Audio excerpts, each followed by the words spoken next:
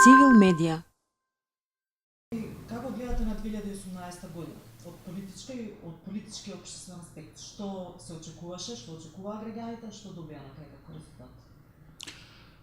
Па исклучително битна година за Република Македонија, затоа што беа решавани крупни политички и државни проблеми, кои што се таложија со години и години назад, и се најде еден круг политичка елита која што реши да им стави крај на сите тие проблеми. Беа решени крупни политички прашања за државата кои што обезбедија перспектива. Она што требаше да биде решавано 90-тите години, кога сите ние активните учесници денеска во политиката бевме деца, за жал беше оставено да се реши денеска. Секако тука е проблемот со името, кој што беше наметнат проблем, но за жал од страна на условите во кои што функциониравме и работевме, бевме принудени да го решаваме и менаџираме тој проблем како држава и како нова власт и секако унапредување на правата на граѓаните. Бидејќи, ако имате една држава која што се базира на взаемниот општи интерес на сите, првенствено мора да им дадете еднакви права и можности на сите. Тоа е законот за употреба на јазиците и сметам дека од тука, од овој момент, па во иднина, сето тоа ќе представува минато и ќе се свртиме во тековната 2019, особено во 2020 година, да ги решаваме реалните потреби на граѓаните, а тоа значи подобар социоекономски момент во државата. Граѓаните на Република Македонија си имаат пропатено многу. Сите овие 27-8 години независност наназад и заслужуваат многу повеќе.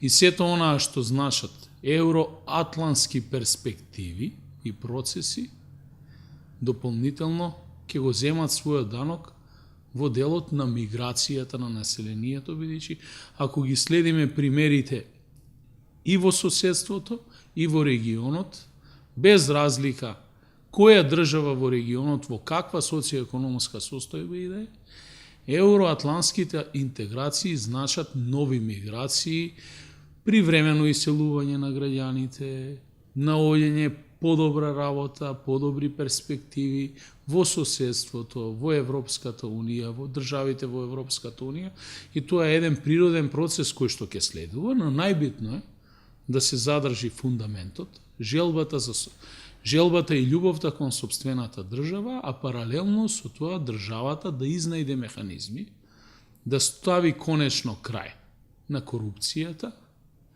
на митото, злоупотребите и секако онаа што значи поставување на систем на вредности и справување со бирократијата, која што е еден од најсериозните проблеми. За да се спречи бирократија, непречено и неминовно е разграничување помеѓу државата и политиката.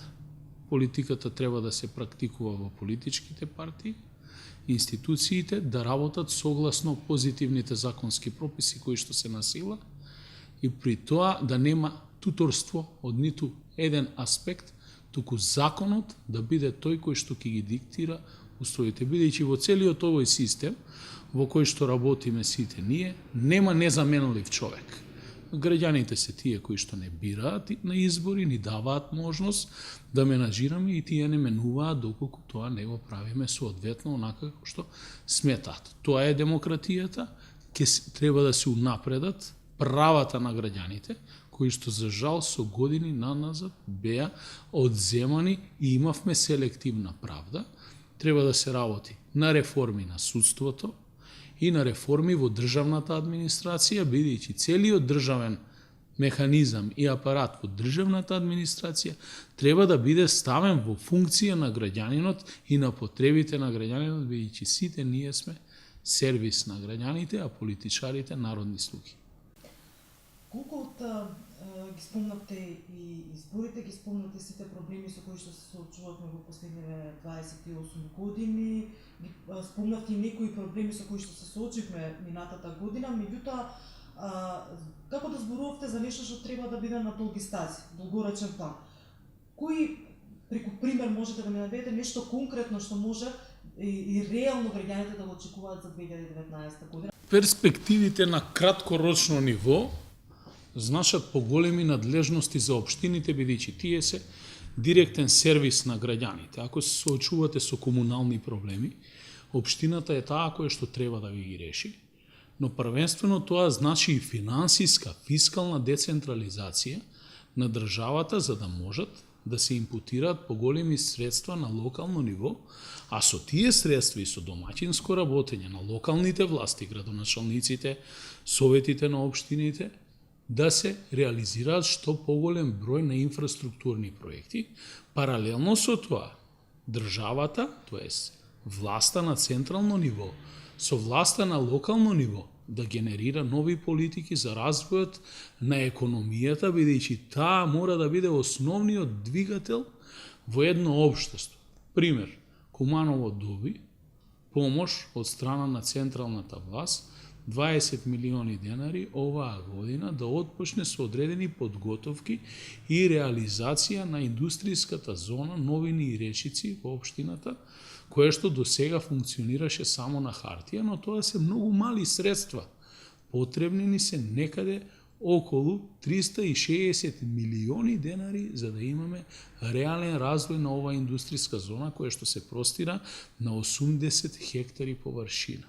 Само со такви проекти, кои што дополнително ќе привлекуваат и домашни и странски инвеститори, ние ќе успееме да го подигнеме стандардот на граѓаните, да странските инвеститори инвестираат, да го платат трудот на работниците и секако да се почувствуваат тие финансиски инпути во секое домаќинство и реално во секоја општина. Паралелно со тоа ќе мора да ги подобриме животните услови на граѓаните, бидејќи граѓаните не ни се среќни. Ние зборуваме, еве, ќе ја земам за пример општината која што ја менаџирам. Прославуваме оваа година 5 века Куманово од 46 села и населени места. Само во 2 села имаме решено водоснабдување на моменталниот јавен систем за водоснабдување преку јавно претпријатие Водовод. Останатите или немаат водоснабдување организирано, или се снабдуваат со вода со алтернативни избори. Едно село како што е Пчиња, со над 2000 жители, кое што лежи на река, на речно корито, до ден денеска нема изградено систем за водоснабдување.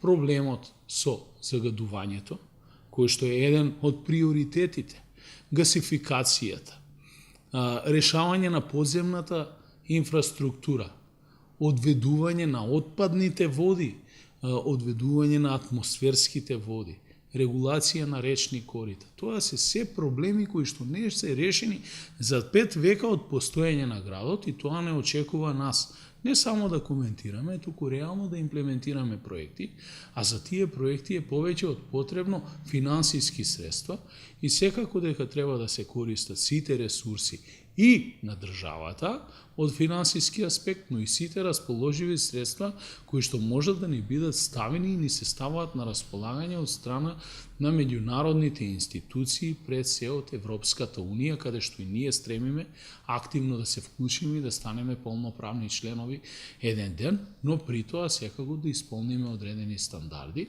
За жал, капацитетот на државните, тоест на јавните администрации, не е на тоа ниво за да го следи тој тренд, но ние како менаџери на општините треба тој процес да го менаџираме, да најдеме луѓе кои што реално и суштински сакаат да создаваат, работат и да се посветат да работат во интерес на граѓаните и имплементација на сите тие проекти, а паралелно со тоа општините да ги направиме поотворени за граѓаните и транспарентни во делот на нашето работење. Цивил медија